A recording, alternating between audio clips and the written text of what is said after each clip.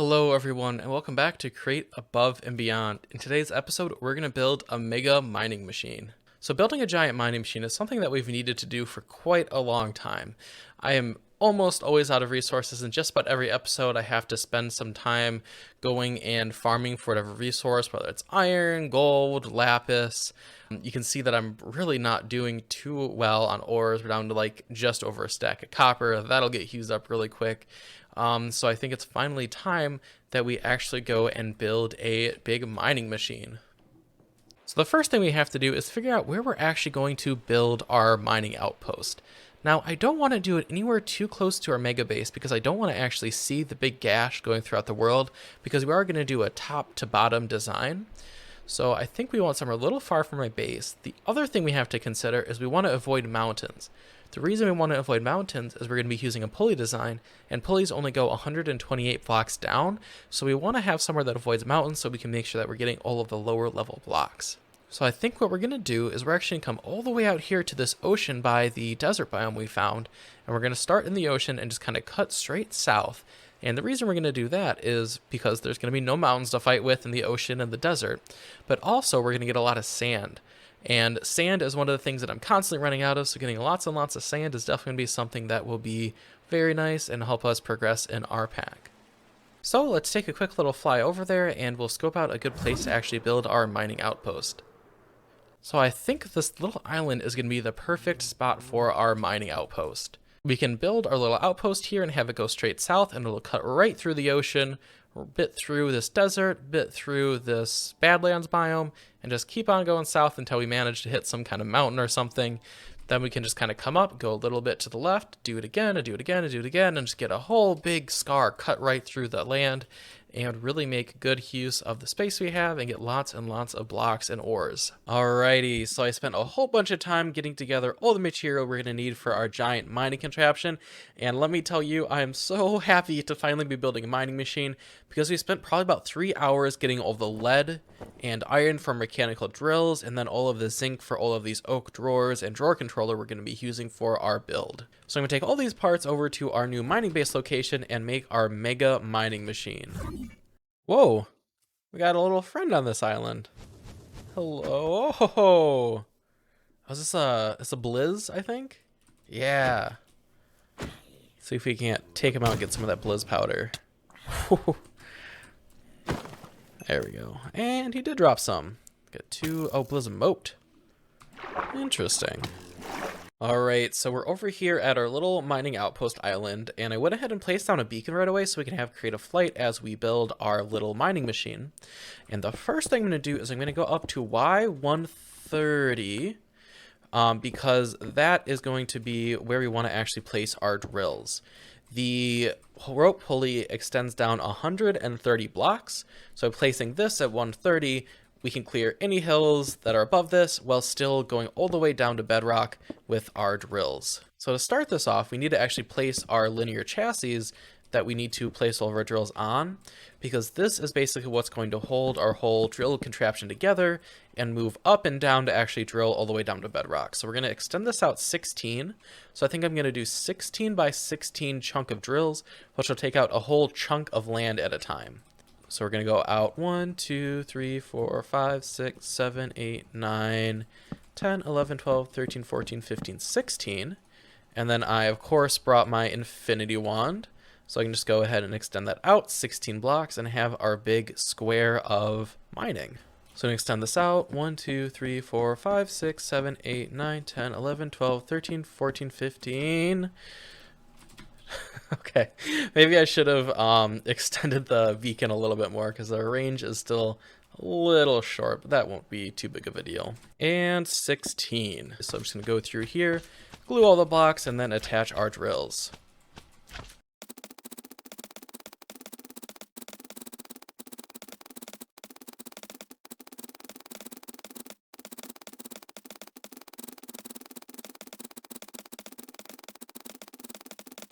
And then with all of that glued up, we're going to go ahead and grab our drills and place these all the way along underneath our chassis. And the slime will connect all these up, and we can just grab our wand, pull them all the way out to the edge here. And go out of range of our beacon again, and get that finished up. All right, and with all of our drills placed, we now have what is essentially a working mining machine. And I'm just going to go ahead up here and we will take off our extendo grip. We will clean up any little slime bits that are stuck up at the top and then keep working on our machine. So this whole platform essentially is going to be what's going all the way down to bedrock. And on this platform, we're going to need some storage. So what I'm going to do is on the inside here, I'm going to go 3 blocks in from the inside, so that way we have some place to actually build our platform up above. I'm just going to go ahead and place a whole bunch of slime down so we can glue a bunch of barrels onto the top here. So we'll go ahead and do a whole big box of barrels. That way we can do multiple chunks at a time without having to empty this out. And then move on to actually building our platform.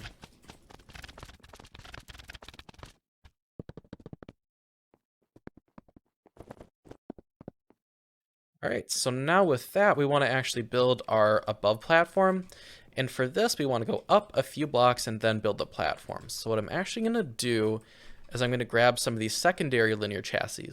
And the reason I'm going to grab these is because they don't stick to regular chassis unless glued on.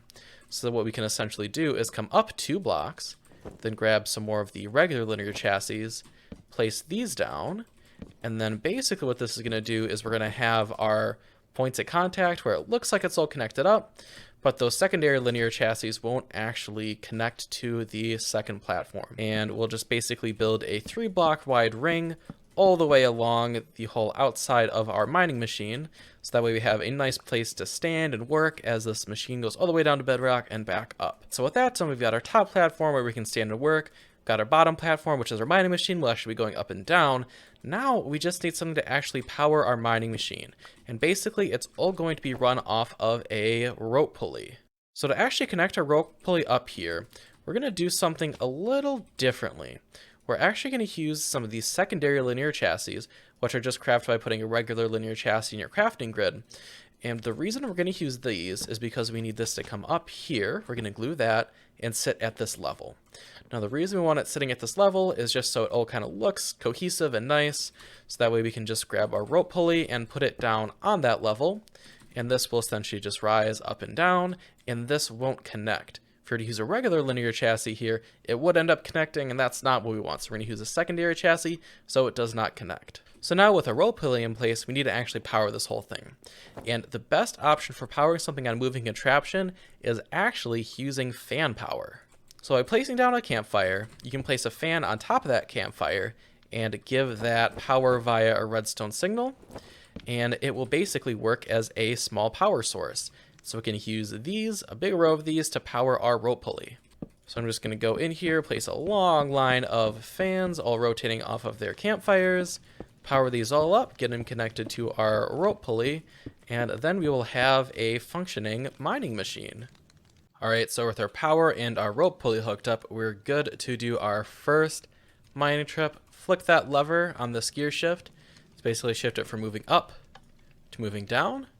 We want to be moving down, so we can flick it to moving down and just watch our little contraption move all the way down and dig a whole chunk all the way down through to bedrock. And with that, our first chunk is fully mined out. So 2 things I went ahead and did. One is I moved our beacon setup back up to our contraption because this is where it's going to live. It's going to live up here where we're actually doing all the work.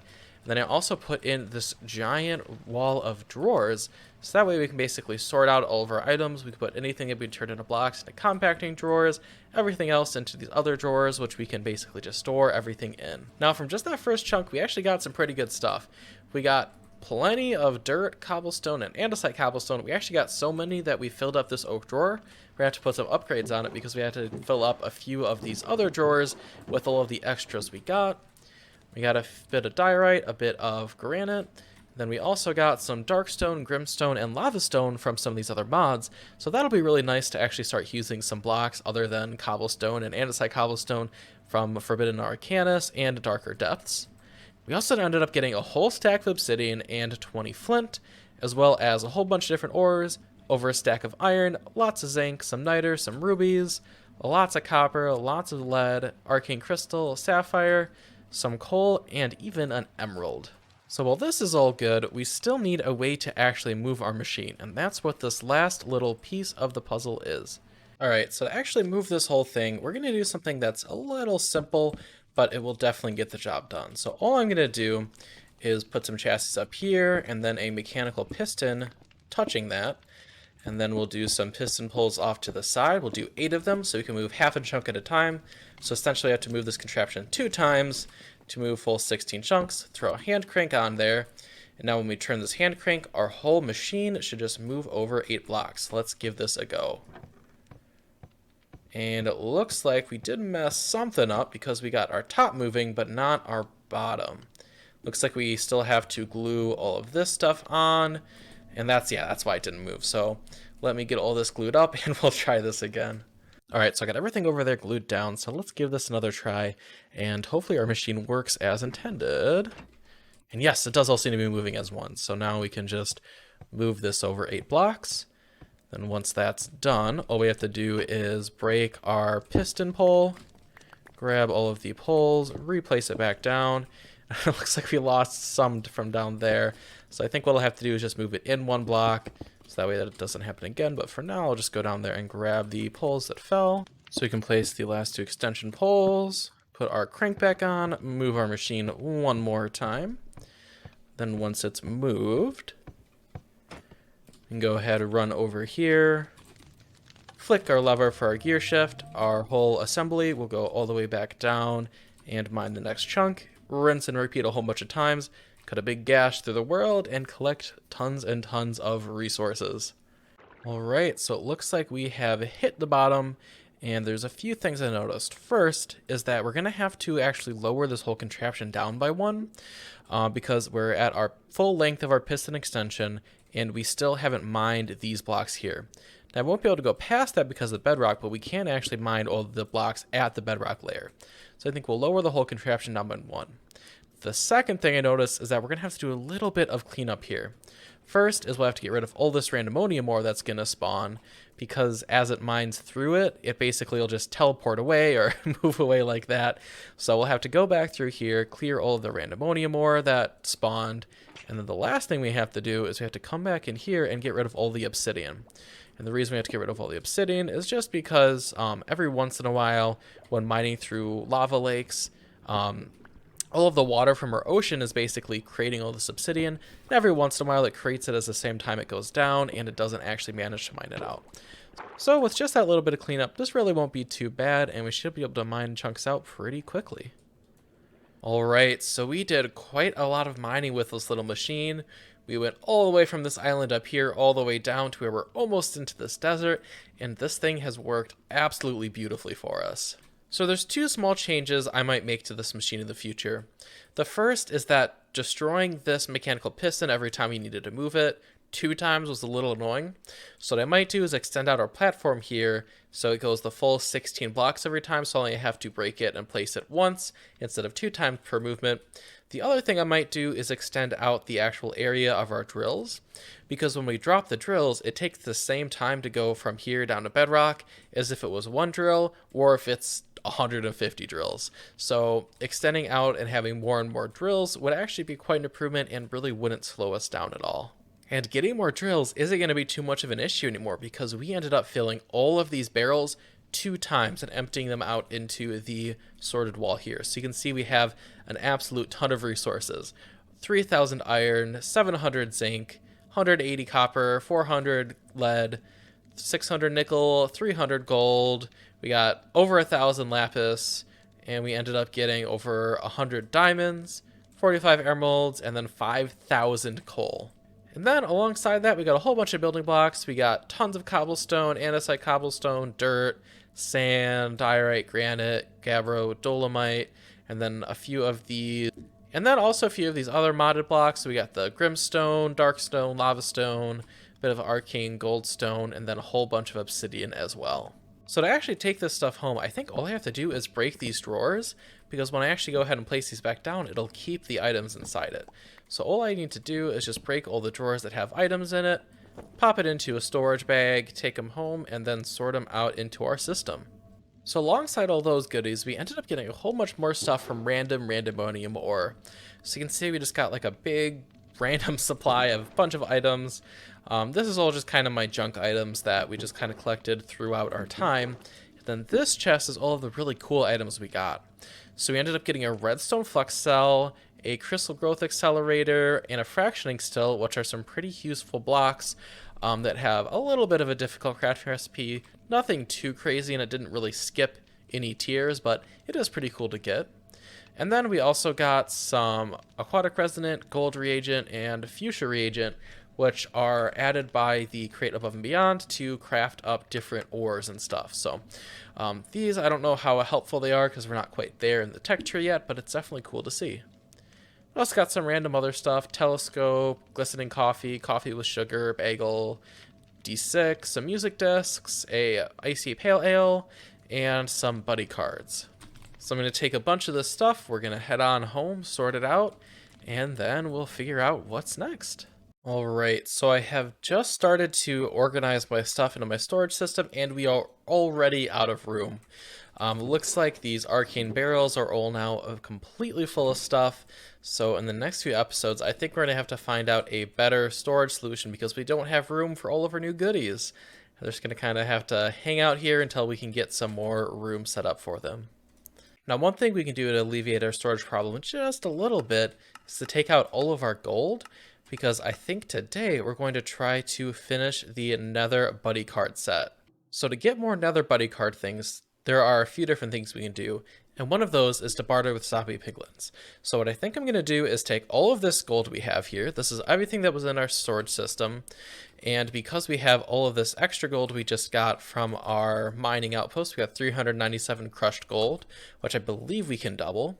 What I want to do is take all of this gold that we already had, trade it with piglins, and see if we can't get the rest of our Nether set buddy cards. All right, so I've got my little army of piglins here, which I've been trading with, just dropping a bunch of gold in here. They trade with me, and the way I've actually been grabbing these guys is with the piggyback from Tigger's construct. So the way to use this is you put it in your offhand, and then you come over to a mob you want to grab, right click them, and then they go on your back.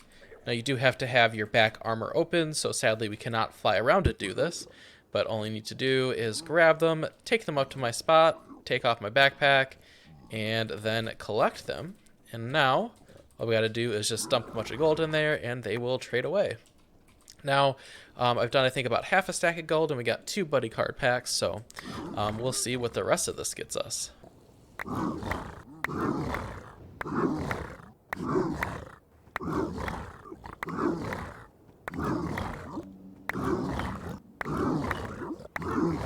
Alright, so after trading away all that gold, we got all these goodies. We filled up our little extra bag here up to the top. Plus, we got a bunch of extra stuff, minus a few boots and water bottles that we just didn't have room for.